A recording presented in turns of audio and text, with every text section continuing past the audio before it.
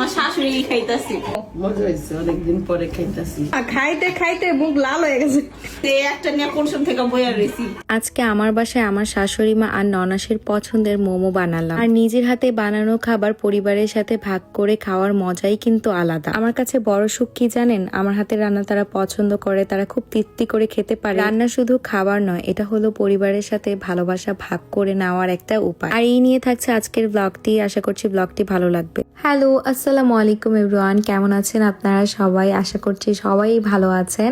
আমি অনেক বেশি ভালো আছি। চলে আসলাম নতুন একটি ব্লগ নিয়ে। And today I am starting my blog from the morning. আজকের মর্নিং এর ব্রেকফাস্টটা এত বেশি বেস্ট ছিল। ব্রেকফাস্টটা আমি আগের দিন রাতে আসলে মেক করে ফ্রিজে রেখে দিয়েছিলাম। এন্ড মর্নিং এ ঘুম থেকে উঠেই হচ্ছে আমি আমার ব্রেকফাস্টটা করে নিচ্ছি। লিলি ফুলটা যখন আনা হয়েছিল আমি ডাইনিং টেবিলে রেখে দিয়েছিলাম। এন্ড পুরো বাড়ি আসলে স্মেল দিয়ে ভরে গিয়েছে। আর এই লিলি ফুলের স্মেলটা যে আমার এত ভালো লাগে, আপনাদের কার কার আসলে এই লিলি ফুলের স্মেল ভালো লাগে অবশ্যই কমেন্ট করে জানাবেন। ব্রেকফাস্ট করেই ভাবলাম যে আজকের ওয়েদারটা তো অনেক ভালো, আজকে ড্রেসের শুট করা যায়। আমার বিজনেস পেজ মায়রা হেভেন থেকে আমি আজকে খুবই সুন্দর একটা ড্রেস পরছি। এটা কিন্তু আমাদের পেজ মায়রা হেভেন এর নিউ আনস্টিচ কালেকশন। আমি খুব সুন্দর করে ড্রেসটা স্টিচ করে নিয়েছি। Trust me, I am really excited to showcase the new pieces. আমি অস্থির হয়েছিলাম কখন আপনাদেরকে এই ড্রেসটা দেখাবো। একদম লাইলাক কালারের মধ্যে এই ড্রেসটা এনেছিলাম। আর মাত্র 20 পিসের মতন এই ড্রেসটা অ্যাভেলেবেল আছে। যারা নিতে চাচ্ছেন এখনই আমার পেজ মায়রা হেভেন এ নক করে ফেলুন। ফুল ড্রেসটা কিন্তু আনস্টিচ থাকবে, আপনাদের বডি সাইজ অনুযায়ী কিন্তু আপনারা খুব সুন্দর করে এই ড্রেসটা বানিয়ে নিতে পারবেন। ড্রেসের নেকে এন্ড স্লিভে যে প্যানেলগুলো দেখছেন এগুলো কিন্তু ড্রেসের সাথেই থাকবে।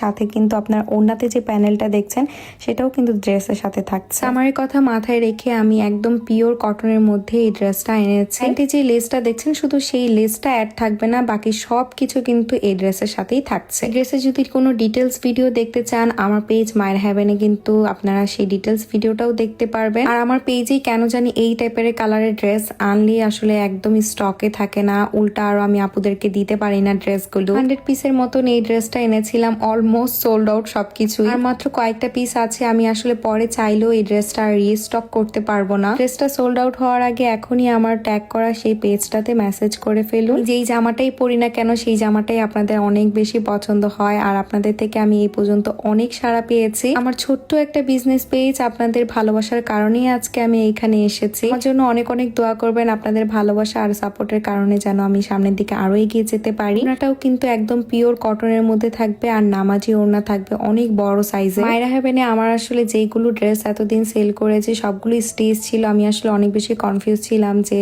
আপুরা কি আনস্টিচ ড্রেস পছন্দ করবে কিনা, কিন্তু দেখলাম যে আপুরা আসলে অনেক পছন্দ করেছে আনস্টিচ ড্রেস। এখন তো আসলে সবাই নিজের মতন করে ড্রেস বানিয়ে পড়তে অনেক বেশি পছন্দ করে, কারণ অনেকের সাইজই মিলে না। আমি ড্রেসের কোয়ালিটি নিয়ে একদমই কম্প্রোমাইজ করি না, আমি চাইলে একদম বেস্ট কোয়ালিটির ড্রেসটাই আপনাদেরকে দেওয়ার চেষ্টা করি। যে আপুরা এই ড্রেসটা নিয়েছেন অবশ্যই কিন্তু পেজে একটা রিভিউ শেয়ার করে যাবেন আপনাদের। শুট শেষ করে এখানে আমি মোমো বানানোর জন্য সবকিছু রেডি করে নিয়েছি। আমার শাশুড়ি মা আমার ননাস অনেকদিন ধরে আমার হাতের মোমো খেতে চাচ্ছিল, তাই ভাবলাম আমার হাতের মোমো তাদেরকে আজকে খাওয়াবো মজা করে। আর এই মোমো বানানোর জন্য যা যা লাগবে সবকিছু আমি এখানে কেটে রেডি করে নিয়েছিলাম পেঁয়াজ কুচি, মরিচ কুচি, পেঁয়াজের পাতা আর হচ্ছে গাজর। বাঁধাকপি আমি আসলে দিতে চেয়েছিলাম, যেহেতু এখন বাঁধাকপির সিজন না, তো এখানে আমি গাজরটা ইউজ করেছি। আর সাথে এখানে দিয়ে দিচ্ছি গার্লিক আর জিঞ্জার পাউডার। এই পাউডার গুলো আমি নতুন কিনে এনেছি। এতদিন আসলে আমি পেস্ট ইউজ করতাম, বাট এখন ভাবলাম যে পাউডারটা দিই। পরে এখানে দিয়ে দিচ্ছি বেশ খানিকটা কালো গোলমরিচের গুঁড়ো। আর রিসেন্টলি আমি এই সয়া সসটা নতুন বাসায় এনেছি।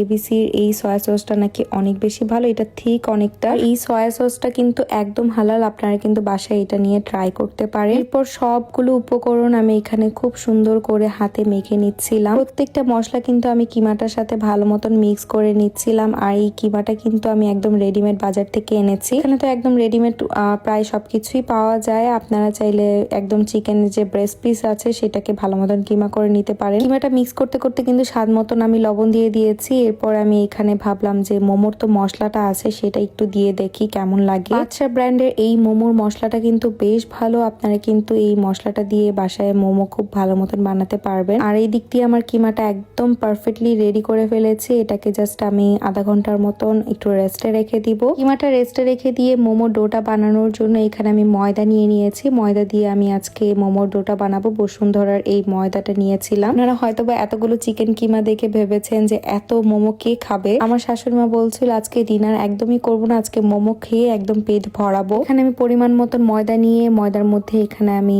স্বাদ মতন লবণ দিয়েছি, এরপরে দিয়ে দিচ্ছি এখানে সয়াবিন তেল আর লবণটাকে এখন আমি ময়দাটার সাথে ভালো মতন একদম মিক্স করে নিচ্ছিলাম। এরপর নর্মাল টেম্পারেচারে রাখা একটু একটু করে পানি দিয়ে আমি পুরো ময়দাটাকে ভালো মতন মাখিয়ে নিচ্ছি। আর অবশ্যই কিন্তু ময়দাটাকে ভালো মতন মেখে আধা ঘন্টার জন্য রেস্টে রেখে দিতে হবে। মোমো বানানোর জন্য তো এখানে সবকিছু রেডি করে নিয়েছি। এরপর আমি রেডি করছিলাম মোমো খাওয়ার জন্য যে সসটা, সেটা রেডি করছিলাম। এখানে আমি পুদিনা পাতা, ধনিয়া পাতা আর রসুন, কাঁচামরিচ দিয়ে একটা সুন্দর মজাদার একটা গ্রিন সস বানিয়ে নিয়েছি।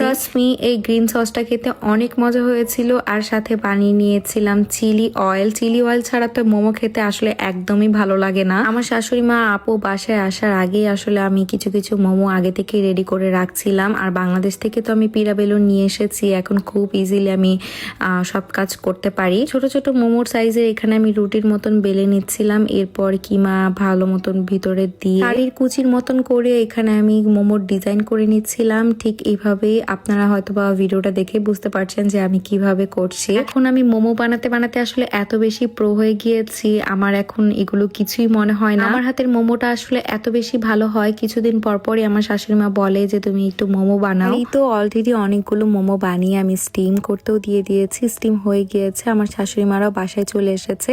তারপর ভাবলাম যে তাদেরকে মোমোটা সার্ভ করে ফেলি গরম গরম। আর মোমোটা একদম গরম গরম খেতে অনেক বেশি মজা লাগে, ঠান্ডা হলে তো একদমই ভালো লাগে না। আপনারা এভাবে যে একবার স্টিম করা দেখছেন, এইভাবে আমি 5-6 বারের মতন স্টিম করেছি, যেহেতু আজকে তারা মোমো দিয়েই ডিনার করবে। আমার আসলে বেশ ভালো লাগছিল যে আমার হাতের মোমো তারা এত পছন্দ করে, এত মজা করে তারা মোমোটা খেয়েছে। রাফি কেমন লাগছে মোমো? ভালো লাগছে। নাফি কেমন লাগছে? ভালো। ভালো। মোবাইল কি হয়েছে? মা কেমন হয়েছে মোমো? মজা হয়েছে, অনেকদিন পরে খাইতেছি। তুমি বুঝতে পারতেছো না প্লেটে মোমো থাকে না। এটা হলো সেকেন্ড টিপ, ফার্স্ট টিপ খাওয়া শেষ হয়েছে। আমি মোমোতে একদমই ঝাল কম দিয়েছিলাম যেন বাচ্চারাও খেতে পারে। ওরাও অনেক মজা করে প্রত্যেকটা মোমো খেয়েছে। এখানে রাফি গরমটা ধরে একদম কেমন করছে দেখেন। আমার শাশুড়ি মা খাইতে খাইতে মুখ লাল হয়ে গেছে, আর বাগে পাইতাছি না। মজা হয়েছে, একটা নিয়ে কোন সময় থেকে বইয়া রয়েছি, তোমার শাশুড়ি খাইতাছি। আরে আপু বাগে পাইতাছে না, এরা 3 টিপ গেল গা। আমি আসলে তাদেরকে গরম গরম বানিয়ে দিচ্ছিলাম আর তারা হচ্ছে খেয়ে নিচ্ছিল। তো এরপর অনেকবার বানিয়ে দিয়েছি, এর মধ্যে আমিও খেয়ে নিয়েছিলাম। সীমান্ত তার জবে গিয়েছিল, জব থেকে এসে তাকে গরম গরম হচ্ছে স্টিম করে দিলাম মোমোগুলো। আর সেও বলছিল আজকের মোমোটা খুবই মজা হয়েছে। আলহামদুলিল্লাহ আমার এই ছোট্ট পরিবারটাকে ঘিরে আমি অনেক বেশি ভালো আছি। আমার জন্য অনেক অনেক দোয়া করবেন যেন আমি সবসময় ভালো থাকতে পারি।